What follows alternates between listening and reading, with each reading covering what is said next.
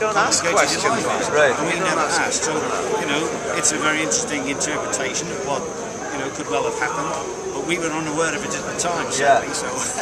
Now, when you guys look back and you think about this time of your life, such an exciting time to, I guess, as teenagers, up and coming, learning life, getting together, joining this band. What are some of your fondest memories of that experience playing in the band with John?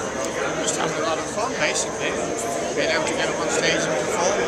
Have the girls look at us and shout at us. We were a garage band without the garage, basically. So we were just having fun. That was the idea, you know. Nothing more than that. So we still try and have fun now, but it's quite difficult sometimes. Now, as you saw John's sort of meteoric rise with the Beatles, what was your reaction? Do you remember that period of time as he was getting more and more famous, and how did that kind of start happening, and how did that affect your lives, I guess, as you were looking on from the outside? Well, I was envious. I had no problem with it. I mean, I was quite happy for the lads. You know, I just wanted to be in showbiz, you know, that's what I wanted to do. And here you I are. had a proper job. And I was in a boring job. Yeah, well, basically, we were very happy because it was somebody from the north, from Liverpool, went down to London, and they, you know, not only conquered London, but went on to conquer the world. So we were absolutely delighted. He was going to do, you know, one of our mates was Yeah, we got one over on the French. Yes, Brilliant. What's that? Got one over on the French. Got one over on the Manchester people. You never get a French Beatle fans. I don't know why. We meet them in, what was it? Careful, then, they're releasing this in France. How about a personal experience with John? Yeah, good How question. about a personal experience with John? Well, It's difficult, really. when I was 5 years old, I met him at Sunday school, right? And he would never put his 2 pennies in the collection. He always spent it on chewing gum and bubble gum. So you can see he was a bad influence on me right from the word go. Look how he's turned out. Look how I've turned out. How about a musical real bad boy. experience? How about a Musical experience. Well, this is part of our show, really. I mean, these are little secrets. This is what we do. We're doing a whole act. We do our little talk in between the songs, you know, as part of our act, so I think we'd be giving an awful lot away. Well, I can tell you one musical experience. We were at a skiffle competition one day, and my dad had driven us there. Very rarely happened. There was a beautiful plush red carpet. John was smoking a cigarette, and then he dropped the stub on the carpet and ground it out and made a big burn mark in the carpet. And my dad said to him, "John, I don't think you do that at home." And he said, "Look, if looks could have killed, he would have dropped my dad on the spot." Anyway, then we went on to do the skiffle competition, so it wasn't quite a musical memory, but it's as near as I can get. What instruments did you guys play with them?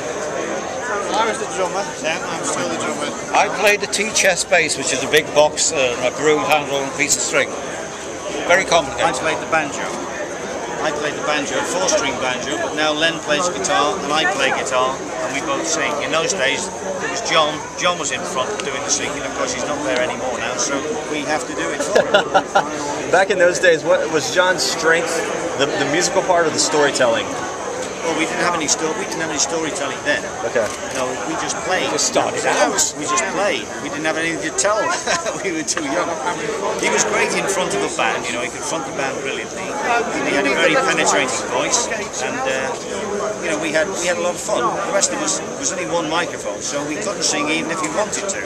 So there's no point. You know, we had no electric guitars, and nobody played lead because without electric guitar you can't be heard. So we only knew 3 chords anyway. So it was all very primitive, you see. And you'll see that on the film. It's very primitive. That's the way it was. And in our show.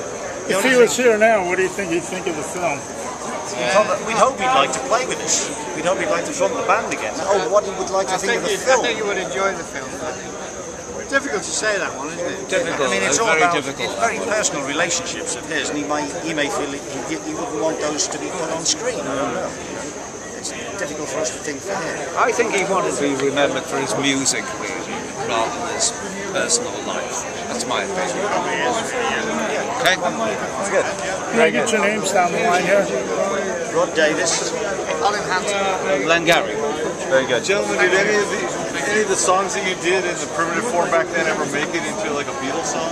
No, no, not that we're aware, no. Well, I mean, the thing what we do tonight, One After 909, which was written when they were still Quarrymen. We do In Spite of All the Danger, which was written when they were still Quarrymen, and Colin was playing drums on those two tracks, on the anthology, In Spite of All the Danger and That'll Be the Day. So obviously In Spite of All the Danger became a hit. That was after my time, it was a year or so after my time. Colin was on that particular recording. So that one did make a hit, yes. Very good. Well, it's a pleasure to talk to you guys. Thank you so much. Thank you. Yeah, have a great night. Watch the film. Thank you.